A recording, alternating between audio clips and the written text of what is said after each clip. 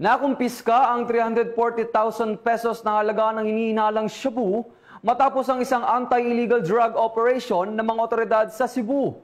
Patrolwoman Annalyn Canoog magbabalita.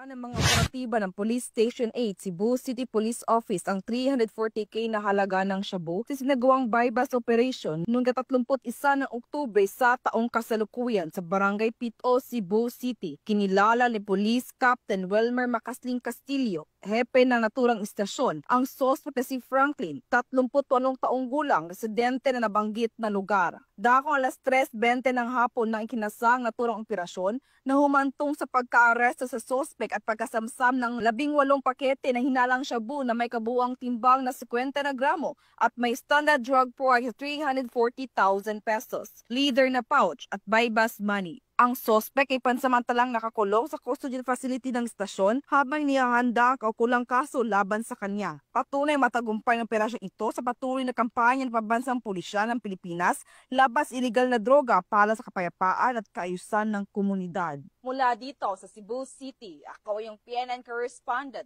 Patrolwoman Annalyn N. Canoog, alagad ng batas, tagataguyod ng Balitang Pulis.